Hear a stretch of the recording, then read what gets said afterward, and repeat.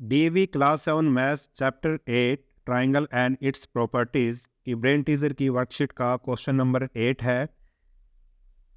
Triangle A B C is right angled at C. एक triangle है हमारे पास जो सी पर राइट एंगल है। Can you locate its orthocentre without drawing any altitude. क्या आप बिना एल्टीट्यूड ड्रॉ किए इसका ऑर्थो सेंटर बता सकते हैं कि कहाँ पर होगा। इफ सो, अगर ऐसा है तो उसको उसका नाम बताओ कि वो कहाँ पर होगा, जो ऑर्थो सेंटर है वो किस पॉइंट पर होगा। तो हमने एक राइट एंगल ट्रायंगल बना लिया है जो सी पे जो 90 का एंगल बन रहा है जिस पे, तो ये ले ली हमने A B C. Triangle A B C क्या है, एक राइट एंगल ट्राइंगल है और यहाँ पे सी पे 90 का एंगल बन रहा है। ठीक है, तो हम क्या इसका ऑर्थो सेंटर बता सकते हैं कि कहाँ पर होगा। तो इसका आंसर मैंने लिख दिया है यस। क्या आएगा, yes we can locate its orthocentre without drawing any altitude. हम इसका ऑर्थो सेंटर बता सकते हैं बिना एल्टीट्यूड के ड्रॉ किए। कारण क्या है, because we know that the orthocentre of a right triangle is the vertex at right angle. तो हमें पता है, हमने पढ़ रखा है कि जो राइट एंगल ट्राइंगल का जो ऑर्थो सेंटर होता है वो क्या होता है, कहाँ पर होता है, vertex at the right angle. जहाँ पे राइट एंगल बन रहा है उसका जो वर्टेक्स होता है, यानी कि ये जो राइट एंगल कहाँ बन रहा है, सी पे बन रहा है, यानी कि राइट एंगल का वर्टेक्स क्या है, सी है। तो यहीं पर इसका क्या होगा, ऑर्थो सेंटर होगा। तो इसने कहा है इफ सो नेम इट, तो कहाँ पर होगा, इट इज द वर्टेक्स सी। जो ऑर्थो सेंटर है वो कहाँ पर होगा, वर्टेक्स सी पर होगा। ठीक है, तो इस तरह से क्वेश्चन करना था। अब इसका नेक्स्ट क्वेश्चन देखते हैं। अब क्वेश्चन नंबर 8 है, draw an equilateral triangle each of whose side is 6 centimetre. एक हमें इक्विलेटरल ट्राइंगल ड्रॉ करनी है जिसकी हर एक साइड 6 सेंटीमीटर होनी चाहिए। ड्रा इट्स मीडियन, फिर उसकी मीडियन ड्रॉ करेंगे। आर दे इक्वल, क्या फिर ये इसके जो मीडियन है वो इक्वल है, हमें देखने हैं मेजर करके। तो सबसे पहले हम क्या करेंगे, एक 6 सेंटीमीटर का लाइन सेगमेंट लेंगे। ठीक है, 6 सेंटीमीटर का लाइन सेगमेंट ले लेंगे हम, और 6 सेंटीमीटर का लेने के बाद फिर हम क्या करेंगे, मान लो ये है ए बी। ठीक है, यहाँ तक था ये ए बी ले लिया हमने। अब इतनी ही कंपास खोल के, ए बी जितनी ही कंपास खोल के, यानी कि ये 6 सेंटीमीटर है, एक ऐसे आर्क लगाएंगे ऊपर और एक इधर ऐसे आर्क लगाएंगे। ठीक है, और जहाँ पे इन दोनों आर्क ने काटा है उसको हम ले लेंगे पॉइंट सी। अब क्या करेंगे, ए और सी को मिला देंगे, ए पॉइंट और सी पॉइंट को मिला देंगे। इसी तरह से सी पॉइंट और बी पॉइंट को मिला देंगे। ठीक है, ये हमारी एक इक्विलेटरल ट्रायंगल तैयार हो गई है।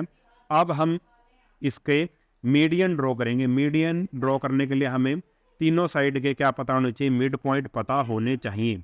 तो मिड पॉइंट पूरा ये 6 सेंटीमीटर है, तो इसका मिड पॉइंट कहाँ पे आएगा, 3 सेंटीमीटर पे आएगा, यानी कि यहाँ पे आएगा। इसी तरह से जो बीसी साइड है उसका भी हम मिड पॉइंट निकाल लेंगे, ये भी 3 सेंटीमीटर। ऐसे ही जो थर्ड साइड है हमारे पास उसका भी हम ऐसे मिड पॉइंट निकाल लेंगे 3 सेंटीमीटर। ठीक है, अब क्या करेंगे, अब हम मीडियन ड्रॉ करेंगे। मान लो ये पॉइंट डी है, ये पॉइंट ई है और ये पॉइंट एफ है। अब हम इसको मिलाएंगे, सी और डी को मिला दो आप, सी और डी को मिलाओगे तो ये हमें सी डी एक मीडियन मिल गया। इसी तरह से आप बी और एफ को मिला दो, ये हमें दूसरा मीडियन मिल जाएगा, बी और एफ को मिलाएंगे। ऐसे ही ए और ई को मिला देंगे, ये हमें थर्ड मीडियन मिल जाएगा। ठीक है, तो हमने ये तीनों मीडियन ड्रॉ कर लिए, ये एक पॉइंट पे मिल रहे हैं। अब हमें ये बताना है कि ये तीनों मीडियन इक्वल है या नहीं। अब हम इसको मेज़र कर सकते हैं। जब हम इनको मेज़र करेंगे तो सी डी की लेंथ लगभग 5.2 आएगी। ऐसी ए ई को मेज़र करेंगे तब भी 5.2 आएगा हमारे पास। ठीक है, और जब बी एफ को मेज़र करेंगे तब भी हमारे पास 5.2 आएगा। ठीक है, इसका मतलब क्या हुआ, जो सी डी इसके इक्वल है, सी डी है ए ई के इक्वल, ये तीनों मीडियन लिख रहा हूँ मैं, सी डी भी मीडियन है, ए ई भी मीडियन है, और तीसरा है बी एफ, ये भी मीडियन है। तीनों किसके इक्वल आ गए, 5.2 सेंटीमीटर के इक्वल आ गए हैं। तो इसने यही पूछा था, आर दे इक्वल, तो हम लिखेंगे yes they are equal, they are equal. ठीक है, तो इस तरह से आपने ये क्वेश्चन करना था। अब इसका नेक्स्ट क्वेश्चन देखते हैं। क्वेश्चन नंबर 10 है, the exterior angle at C of a triangle A B C is equal to 120 degree. एक ट्राइंगल है ए बी सी और उसका एक्सटीरियर एंगल 120 डिग्री दे रखा है। Find the measure of all the angles of triangle. Triangle के तीनों angle हमें निकालने हैं, यानी कि एंगल ए, एंगल बी और एंगल सी। और क्या गिवन है, एंगल ए एंगल बी के इक्वल है, ये हमें गिवन है। What type of triangle is this, ये किस तरह की ट्राइंगल होगी, ये भी हमें बताना है। तो हम एक ट्राइंगल बना लेते हैं पहले। ट्राइंगल ए बी सी हमने बना ली, ठीक है। और जो इसका एक्सटीरियर एंगल है वो हम बना लेते हैं, यहाँ पे पॉइंट हम डी ले लेते हैं। एक्सटीरियर एंगल हो गया ए सी डी, कितना गिवन है, 120 डिग्री, ये हमें गिवन है। और एंगल ए और एंगल बी ये दोनों इक्वल हैं, ये दोनों क्या है, इक्वल हैं, ये भी हमें गिवन है। हमें तीनों एंगल निकालने हैं कि एंगल ए कितना है, एंगल बी कितना है और एंगल सी कितना है। ठीक है, तो हम इसको आसानी से कर सकते हैं। तो लिखेंगे हम in triangle A B C. In triangle A B C में क्या है, हमें गिवन क्या है, एंगल ए और एंगल बी दोनों क्या है, इक्वल हैं।